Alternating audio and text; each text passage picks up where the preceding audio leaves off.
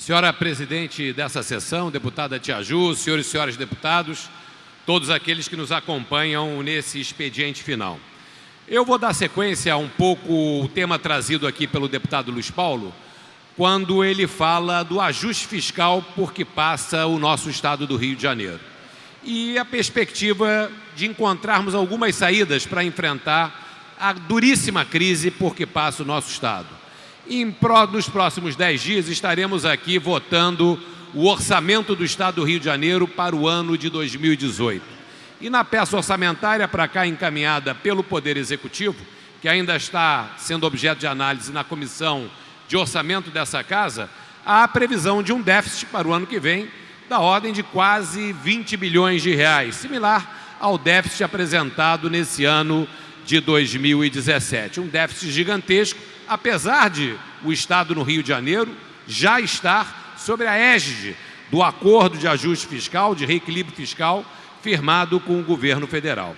Está muito claro para qualquer observador da cena econômica aqui do Estado do Rio de Janeiro que o esforço de redução de despesas já foi levado praticamente, na maioria dos casos, às últimas consequências, com serviços essenciais praticamente paralisados e inoperantes. É o caso da saúde, é o caso da educação. Veja o estado das nossas universidades estaduais, das escolas técnicas, da nossa rede estadual de ensino. É o caso da segurança pública, metade da frota da Polícia Militar paralisada por falta de manutenção, ou seja, enfim, o colapso que nós vivemos hoje no âmbito da administração pública estadual. Pouco poderá se fazer no campo das despesas. Evidente que temos alguns avanços a fazer. O Poder Executivo, por exemplo, poderia ter avançado em algumas agendas de racionalização e de maior eficiência da máquina pública, mas esse não será o decisivo na busca do equilíbrio fiscal do Estado. Nós teremos que trabalhar para que o Rio de Janeiro possa sonhar com uma saída dessa crise no campo da receita. E no campo da receita nós temos duas questões que são fundamentais de serem abordadas imediatamente. A primeira questão é que o Rio de Janeiro recebe a menor tributos federais e royalties e participações de petróleo. Isso precisa ser corrigido. Não estamos pedindo nenhum favor ao Rio de Janeiro, mas que o Poder Executivo, óbvio, com o nosso apoio, numa negociação madura com o governo federal, possa, de uma vez por todas, estabelecer a justiça e a racionalidade no repasse de royalties e participações especiais ao nosso Estado. Evidentemente que nós precisamos de ter medidas para o aceleramento da economia local, porque sem o crescimento econômico vai ser difícil nós conseguirmos um resgate na questão do aumento da arrecadação. E tem um tema que tem que ser central para nós, que é o combate à sonegação.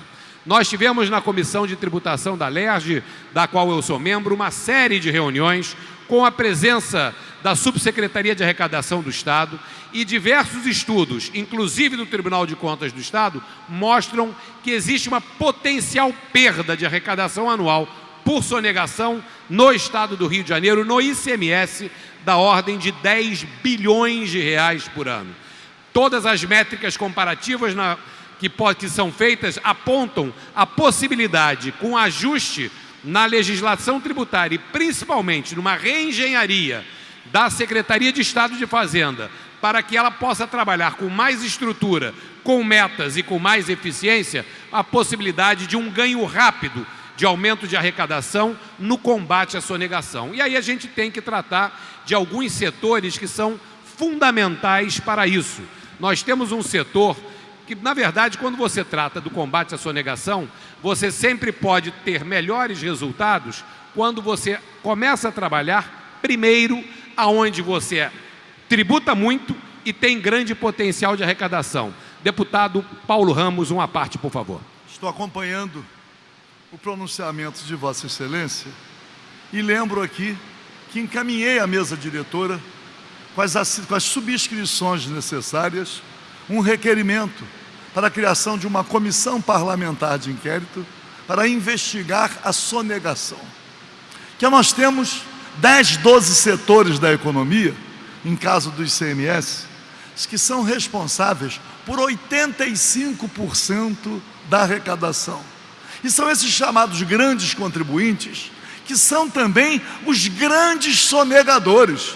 Eu não sei qual a razão que leva o governo a não querer enfrentar a sonegação.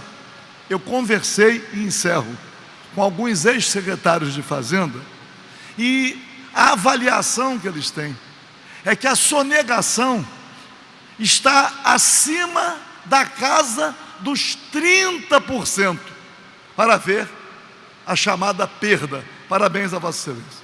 Deputado Paulo Ramos, eu subscrevi o pedido de comissão parlamentar de inquérito apresentado por Vossa Excelência e acho que seria uma excelente hora para que a mesa diretora pudesse dar provimento à criação dessa CPI, pois os números no Rio de Janeiro são estarrecedores. Os dados do deputado Paulo Ramos são absolutamente corretos com o que nos informaram o Tribunal de Contas e os levantamentos feitos por especialistas na Comissão de Tributação. Nós estamos arrecadando de ICMS, anualmente, pouco mais de 30 bilhões de reais. E a sonegação estimada é de 10 bilhões, ou seja, batendo na casa entre 25% e 30%, estarrecedores, 25% e 30% de sonegação na arrecadação do ICMS. E um desses grandes contribuintes, uma dessas grandes áreas de sonegação, é justamente o mercado de combustíveis. E nós precisamos, na área de combustíveis, entrar a fundo nessa questão. Eu apresentei, e infelizmente não veio a plenário, talvez pelo chamado vício de origem, que alguns projetos de certos parlamentares têm dificuldade de ser pautados, senhora presidente. Espero que nesse esforço concentrado do final do ano nós possamos pautar esse projeto. Nós fizemos uma audiência pública na Comissão de Minas e Energia e ficou claro a dificuldade que se tem nesse setor e as barbaridades que se acontecem com devedores contumazes, empresas picaretas que abrem e fecham simplesmente para burlar o fisco.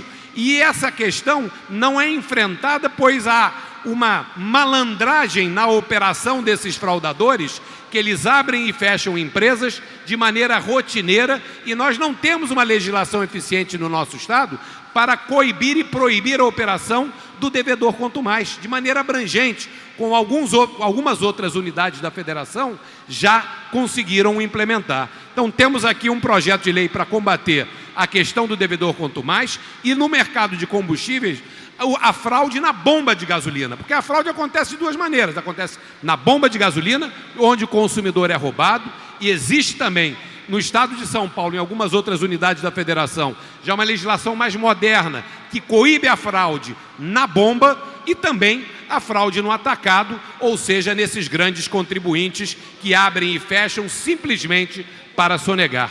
Amanhã, senhora presidente, vai estar sendo feito um seminário aqui no Rio de Janeiro, e eu vou fazer parte desse seminário, para que nós possamos discutir justamente a fraude no setor de combustíveis. O deputado Paulo Ramos pede mais uma parte, por favor, com o maior prazer. Combustíveis e lubrificantes, cervejas e refrigerantes, energia elétrica, telefonia, são os setores, são vários setores, não apenas combustível e lubrificante. Os supermercados, nós temos aí 10, 12 setores. Não sei se Vossa Excelência vai abordar também a questão da cobrança da dívida ativa. A cobrança da dívida ativa estão tentando securitizar. É uma nova forma de prejudicar a receita.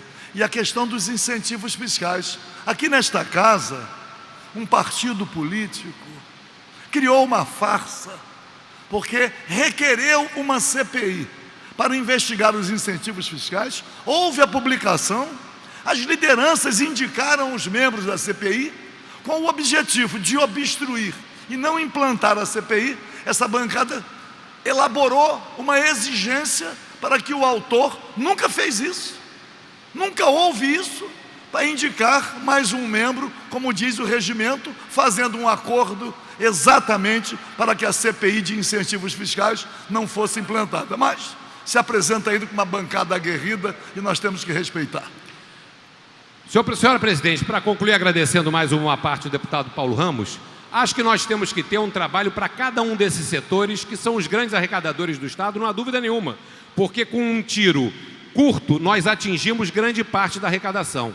E dentre esses setores, o setor de combustível talvez seja aquele que nós temos a oportunidade de atuar com mais rigor.